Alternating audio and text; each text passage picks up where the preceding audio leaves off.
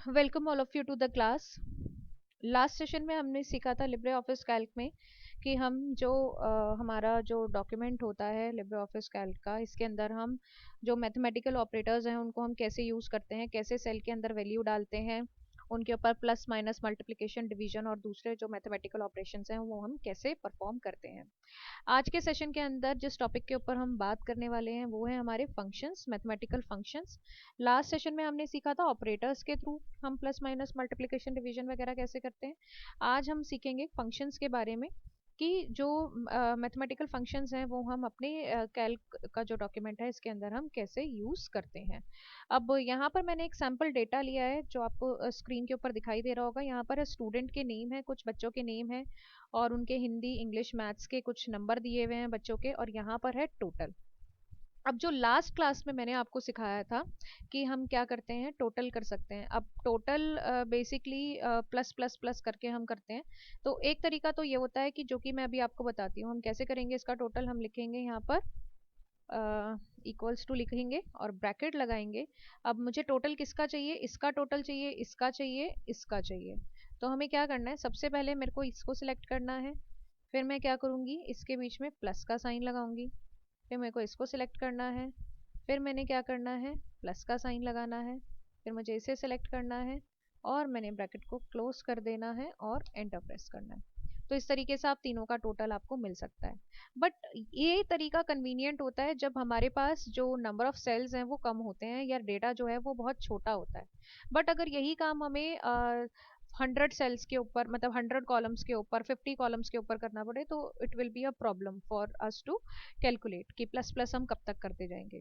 तो इसी प्रॉब्लम से बचने के लिए जो है हम फॉर्मूला यूज करते हैं या फंक्शन को हम यूज करते हैं। अब वो फंक्शन यूज कैसे करते हैं ये हम आज सीखने वाले हैं। हमें क्या करना है, प्लस करना है। तो प्लस करने के लिए हमें जो फॉर्मूला जो फंक्शन हम यूज करेंगे वो हम करेंगे, हमें कुछ नहीं करना। जिस भी सेल में आपको, जिस भी पर्टिकुलर एक्टिव सेल के अंदर आपको टोटल चाहिए, आपने वहां पर लिखना है इक्वल्स टू और लिखना है सम, और उसके बाद लगा एक ब्रैकेट ओपन करना है और आपने क्या करना है, उस पर्टिकुलर सेल का जहां से जहां तक का आपको चाहिए वहां से वहां तक आपने उसको ड्रैग कर देना है कि यहाँ से यहाँ तक चाहिए, और आपने इसको क्लोज करके एंटर प्रेस कर देना है। तो इस तरीके से आप देख सकते हो यहाँ पर आपको सम मिल जाएगा। तो एक बार मैं आपको फिर से बताती हूँ क्या करना है। आपने इक्वल्स टू लिखना है आपने, और लिखना है सम। सम लिखने के बाद ब्रैकेट लगाएंगे आप इस तरीके से, सिलेक्ट करेंगे जहां से जहां तक आपको चाहिए, आप उसको सिलेक्ट करके लेकर आएंगे और ब्रैकेट को क्लोज करेंगे और एंटर प्रेस कर देंगे। इस तरीके से आप सम देख सकते हो। और जब आप इसको जहां तक आपको चाहिए आप नीचे भी ड्रैग कर दोगे तो ऑटोमेटिकली साइड वाले इनका टोटल आपको दिखाई देगा। तो एक फंक्शन जो सबसे पहला फंक्शन होता है वो होता है आपका सम। सम इस तरीके से किया जा सकता है। सम के बाद जो दूसरा जो फंक्शन है हम सीखने वाले हैं वो है हमारा max. Max means maximum value. For example मान लीजिए कि यहाँ पर मेरे को पता करना है कि भाई जो मैक्सिमम मार्क्स हैं वो हिंदी में किसके हैं, इन चारों बच्चों में से मैक्सिमम मार्क्स जो हिंदी में है वो किसके हैं।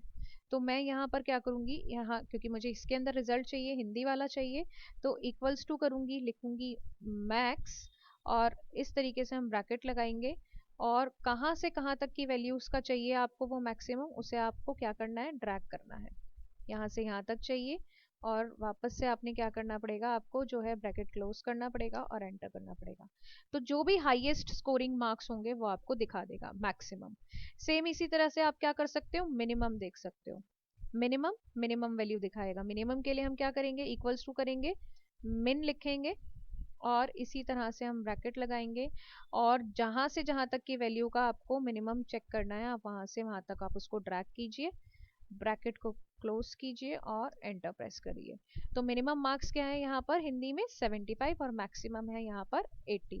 अब यहाँ पर आप किसी भी वैल्यू को जब आप चेंज कर दोगे तो जो मिनिमम और मैक्सिमम का जो रिजल्ट है वो ऑटोमेटिकली अपने आप चेंज हो जाएगा। फॉर एग्जाम्पल मान लीजिए अमित के मैं अगर यहाँ पर 90 मार्क्स कर दूं तो अपने आप जो मैक्सिमम की जो वैल्यू है वो 90 अपने आप चेंज हो जाएगी। सेम इसी तरह से अगर आपको ये दोनों रिजल्ट आपको बाकी बच्चों के लिए भी चाहिए तो आपको क्या करना पड़ेगा, इन्हें ड्रैग करना पड़ेगा। यहाँ से आप सिलेक्ट कीजिए और इसको जहां तक चाहिए आप उसे ड्रैग कर दीजिए। तो हर कॉलम का आपको मैक्सिमम और मिनिमम आपको यहाँ पर बता देगा। कि कितने मैक्सिमम है और कितने यहाँ पर मिनिमम है। अब फॉर एग्जांपल आपको आई थिंक समझ में आया होगा कि जो फंक्शंस हैं वो कैसे यूज होते हैं, कि सम हम कैसे इजीली क्रिएट कर सकते कैलकुलेट कर सकते हैं, मैक्सिमम और मिनिमम हम कैसे कैलकुलेट कर सकते हैं। और इसी के अंदर फॉर एग्जांपल मान लीजिए मेरे को अगर एवरेज निकालना है। एवरेज बेसिकली क्या होता है, टोटल को हम अगर टोटल नंबर ऑफ जो सब्जेक्ट हैं उससे अगर हम डिवाइड कर देंगे तो हमारा एवरेज निकल के आ जाता है। बट वही काम हम फॉर्मूले से भी कर सकते हैं और वही काम हम फंक्शन से भी कर सकते हैं। अगर आप फॉर्मूले से करना चाहते हो तो फॉर्मूले के लिए आपको क्या करना पड़ेगा, टोटल वाले को आपको 1 2 3 से डिवाइड करना पड़ेगा तो वो आपकी एवरेज दिखाएगा। बट अगर यही काम हमें क्या करना है, अगर मुझे ये काम करना है इससे कि मेरे को अपने आप कैलकुलेट हो जाए एवरेज, तो उसके लिए हमें क्या करना पड़ेगा, यहाँ पर एवरेज मार्क्स निकाल लेते हैं हम हर बच्चे के, कि हर बच्चे की एवरेज मार्क्स कितने आएंगे। फॉर एग्जांपल मैंने यहाँ पर लिखा इक्वल्स टू, आप लिखेंगे एवरेज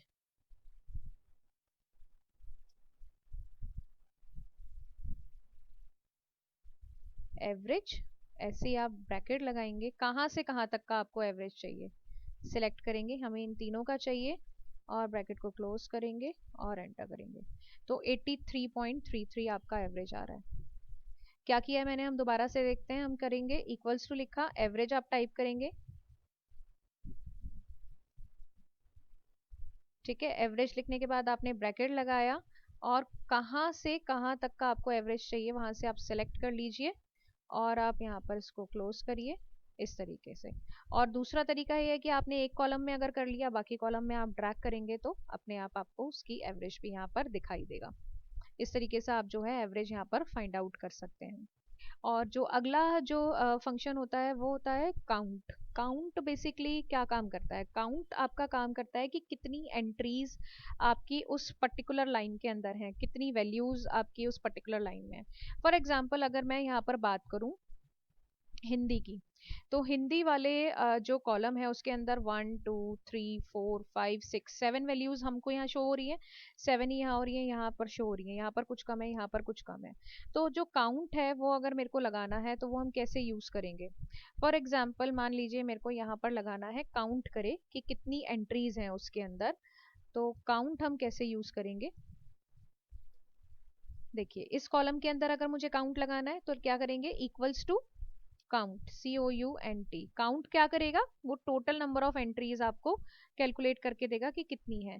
अब वो आपकी मर्जी है कि उसके अंदर आप बच्चों तक कैलकुलेट करना चाहते हो या टोटल आपकी कितनी कैलकुलेट करना चाहते हो। ठीक है, तो हम अभी पूरा टोटल कैलकुलेट करेंगे कि कितनी एंट्री है। ठीक है, अब रेंज पूछेगा आपसे, हमें कहाँ से कहाँ तक चाहिए, यहाँ से यहाँ तक चाहिए और ब्रैकेट क्लोज करेगा, एंटर। 6, कितनी एंट्रीज है यहाँ पर, 6 एंट्रीज है। तो जितनी आप रेंज सेलेक्ट करोगे उसके अकॉर्डिंग ये जो है आपको एंट्रीज जो है वो दिखा देगा। आप यहाँ पर देख सकते हो,